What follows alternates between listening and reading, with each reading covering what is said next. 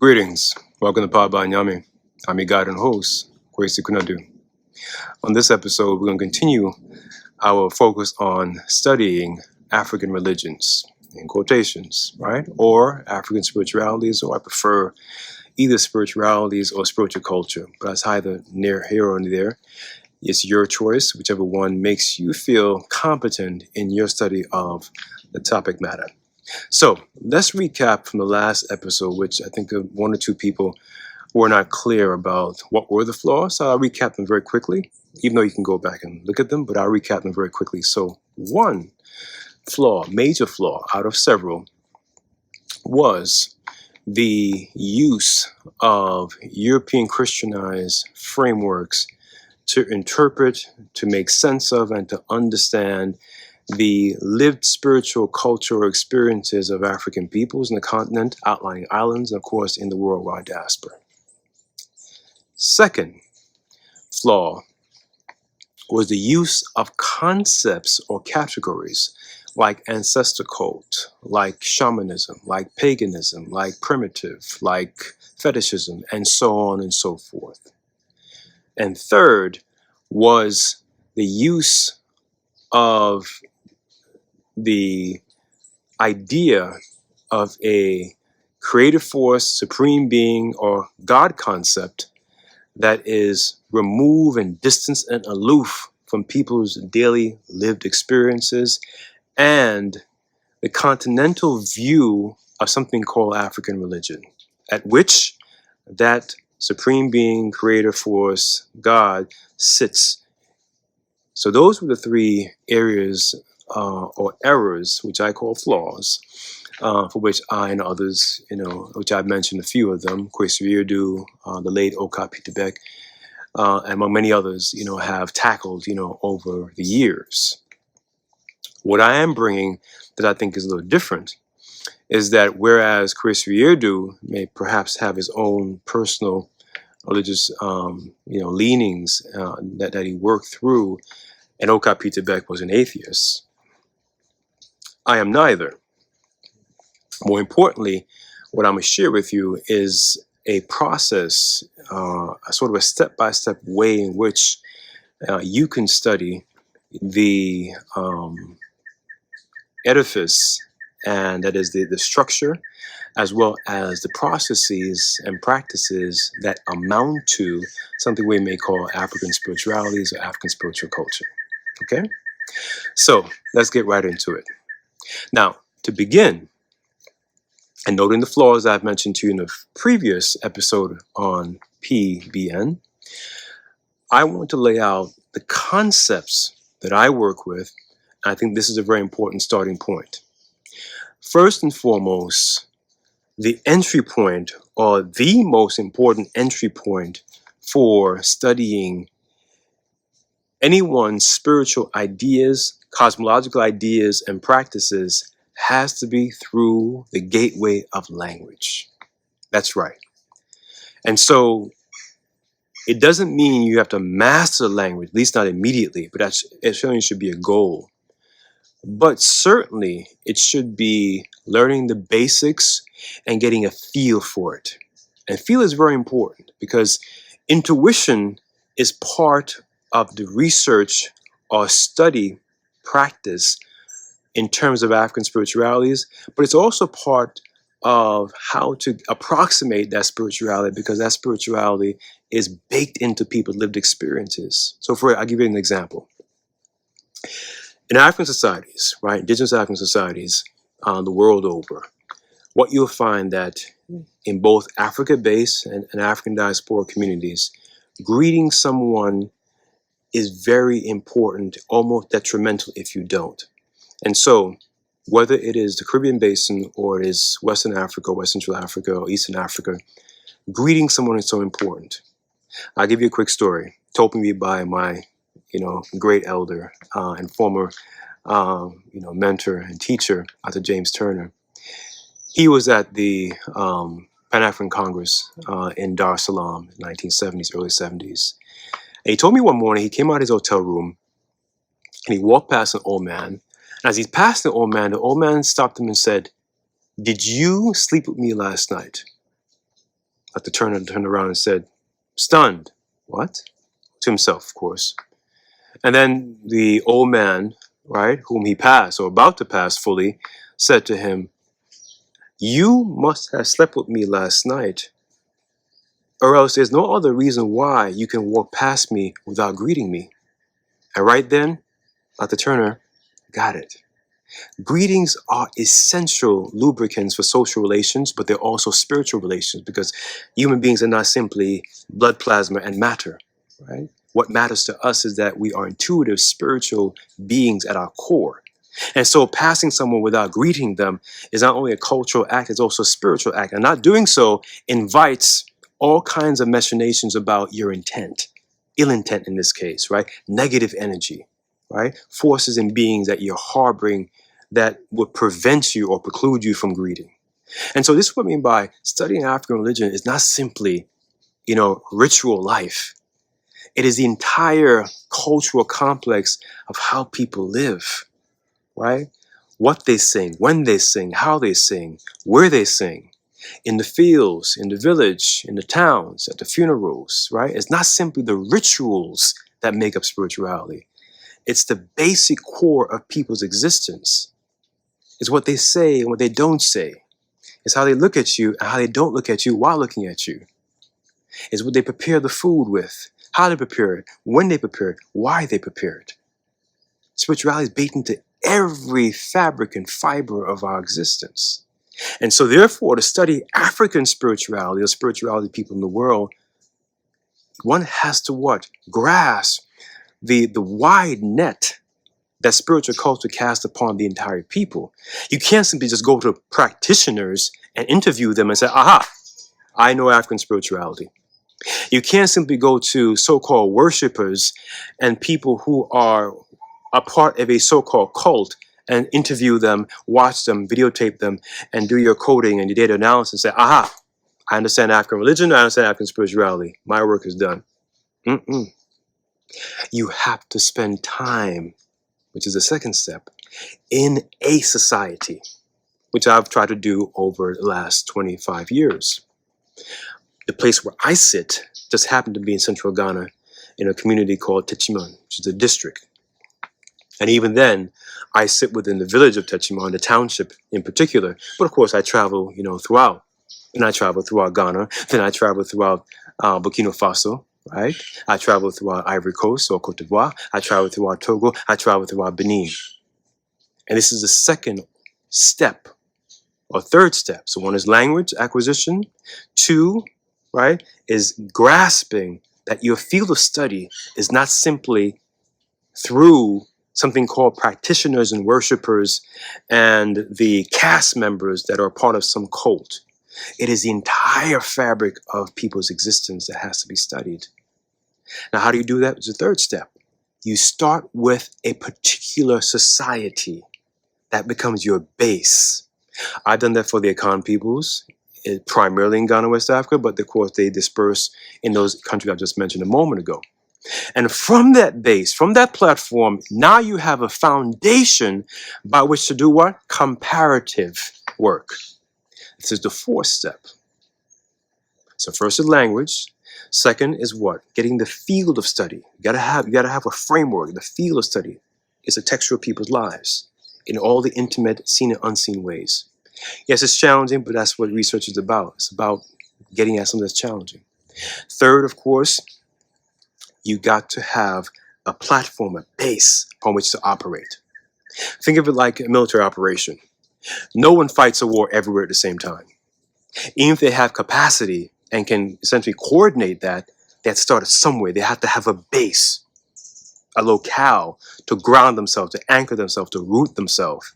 And from that base, then you can do comparative work as far as your resources and competency take you.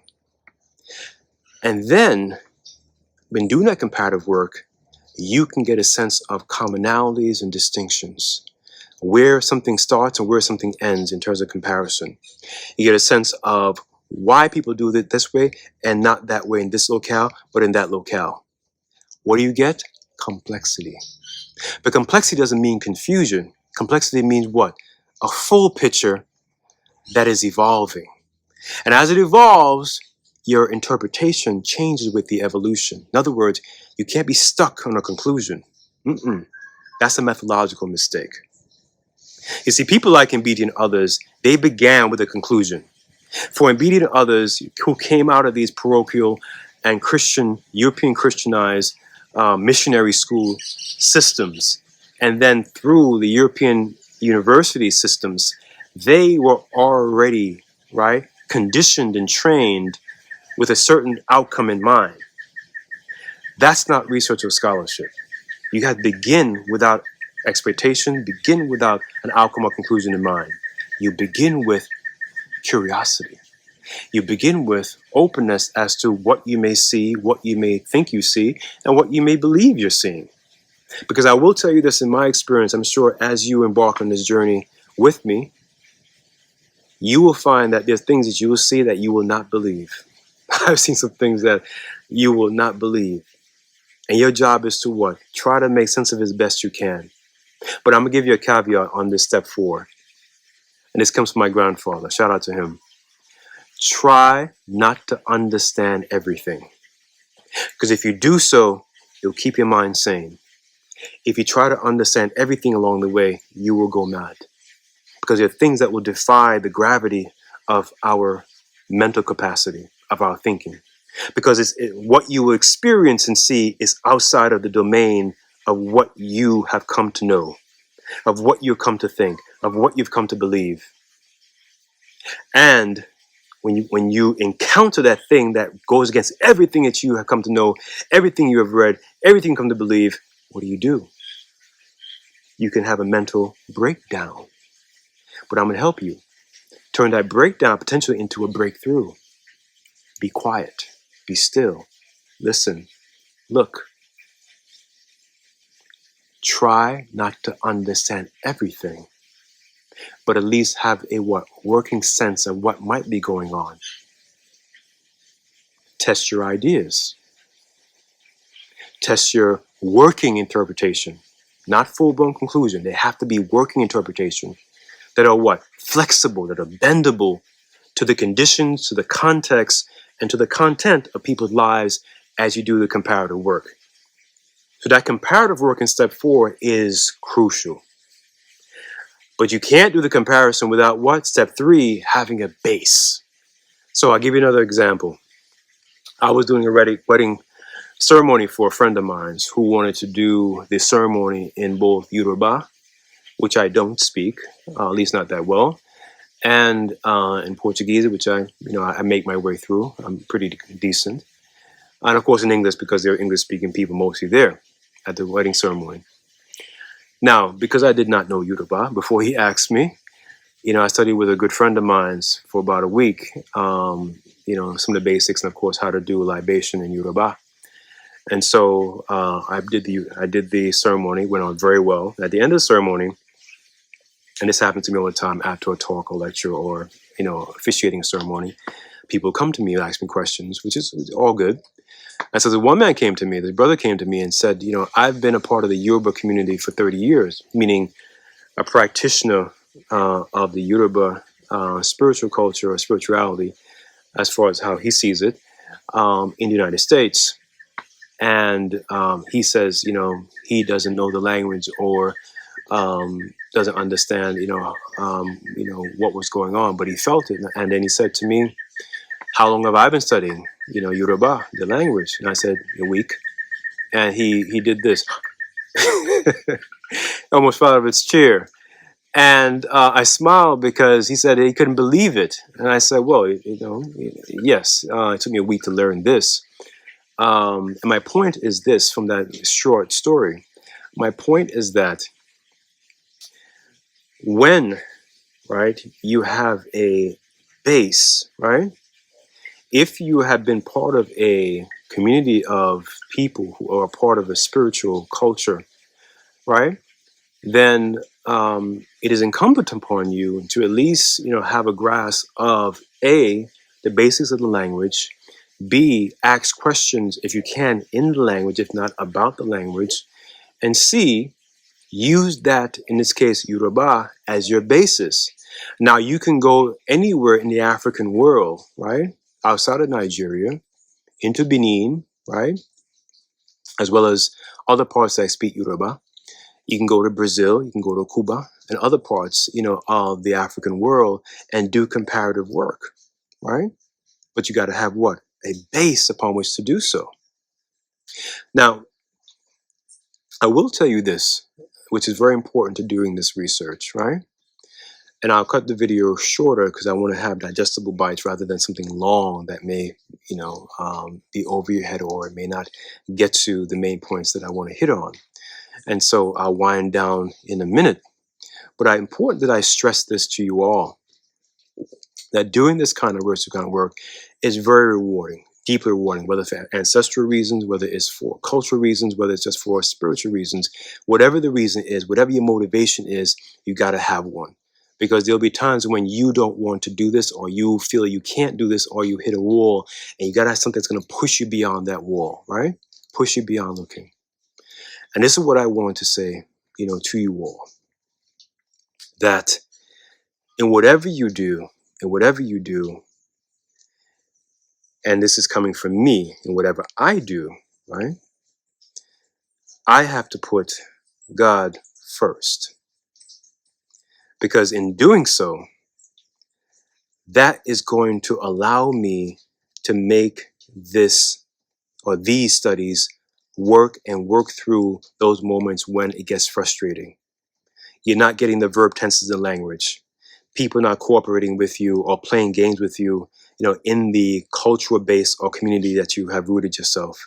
People are shisty, they're thieves, they're just playing around because you're a foreigner and they think this thing is cute that you want to do. You get all of that and more. What's going to sustain you through it all? You got to have an anchor, right, in the Almighty. And as I'm saying this, I feel it running through me now, like these currents that I get running through me, right? And so I'm a man of God. I'm a child of God. And I say that with no apology. Now, you may have your own belief, and that's fine. That is perfectly fine.